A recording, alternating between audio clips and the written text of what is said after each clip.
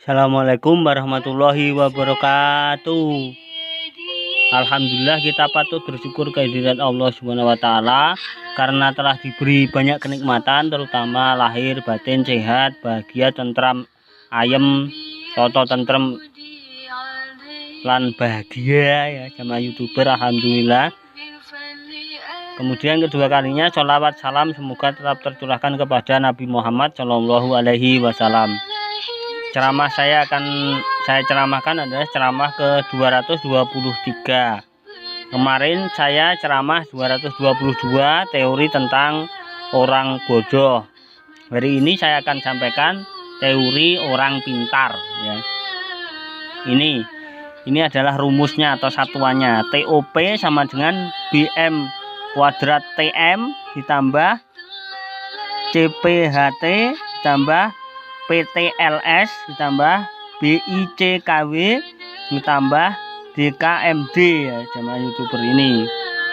Apa yang menjadi ciri orang pintar sesuai dengan rumus itu? Orang pintar itu jamaah YouTuber bisa menulis dan membaca karena dia belajar dan dia sekolah ya jamaah YouTuber. Dia bisa menganalisa, tetapi jarang orang mempraktekkan, tapi prakteknya biasanya monoton ya orang pintar itu, dan kadang hanya gunakan teori yang didapat sesuai teori saja, tidak berkembang. Biasanya orang pintar sesuai teori jamaah YouTuber. Kemudian orang pintar itu cenderung pendiam dan biasanya dia hafal teori yang diajarkan, menguasai pelajaran-pelajaran yang diajarkan, menguasai mata kuliah kalau dia kuliah. Itu orang pintar ya jamaah YouTuber. Kemudian yang ketiga, orang pintar itu sering dilarutkan oleh situasi kondisi yang ada ini larut ya. Mereka tidak punya pendirian biasanya, yang ada karena teorinya itu dan prakteknya tidak sesuai dengan pemikiran yang ingin selalu berpikir idealis ya. Orang pintar itu pengennya idealis ya. Apa yang ada di teori harus dilaksanakan, itu namanya orang pintar ya. Orang pintar seperti itu wataknya biasanya ya. Kemudian yang keempat, orang pintar itu berpikir ingin idealisme dengan cara merubah yang ada dengan kekerasan. Biasanya dengan kekerasan mereka. Kalau tidak idealis, mereka melakukan revolusi langsung, tidak berpikir positif dan negatif saja ya. Dan mereka berpikir positif negatifnya tidak dilihat orang pintar itu biasanya ya. Jadi teori-teori yang ada dikedepankan, tidak mencari metode-metode atau cara-cara yang digunakan untuk melakukan perubahan itu. Biasanya langsung frontal begitu saja ya. Biasanya seperti itu orang pintar. Berpikirnya idealis, kalau tidak idealis tidak mau. Kemudian yang kelima, itu orang pintar sering diktator dan memaksakan diri. Ya, maksakan diri, kalau tidak sesuai dengan keinginannya dia tidak mau. Orang pintar begitu, memaksakan diri serta tidak ingin diberi saran atau solusi yang lain.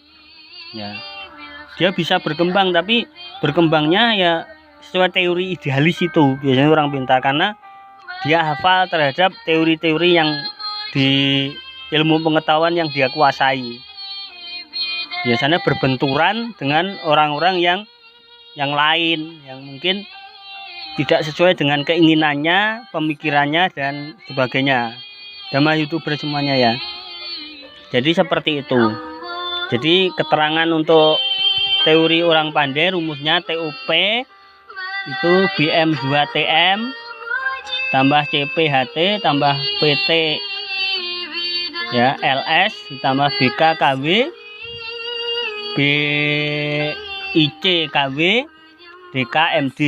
Itu keterangannya adalah TOP itu adalah teori orang pandai, BM kuadrat TM sama dengan bisa membaca menulis tapi monoton. Yang kedua CPHT cenderung pendiam dan hanya teori saja ya, teori saja. Yang ketiga PT LS itu adalah praktek kurang dan teori saja. Larut situasi yang ada, biasanya larut ya. Tidak punya pendirian kadang ya. Kemudian yang keempat BICKW, yaitu berpikir idealis, caranya keras dan harus wajib dilakukan. Biasanya orang pintar yang dilakukan itu wajib dilakukan, praktek-praktek teorinya itu ya, peraturannya. Kemudian yang kelima DKMD, itu diktator dan memaksakan diri. Biasanya orang-orang yang pintar itu pengen teori-teorinya dilaksanakan ya. Ya, mungkin itu yang bisa saya sampaikan. Maka kita harus menjadi orang pintar juga harus, tapi jangan memaksakan diri dan menjadi orang diktator jamaah YouTuber ya. Harus teori dan praktek dilaksanakan dengan sebaik-baiknya, tetapi jangan memaksakan diri kehendaknya ya. Mungkin itu yang bisa saya sampaikan. Terima kasih. Bila taufiq wal hidayah. Wassalamualaikum warahmatullahi wabarakatuh.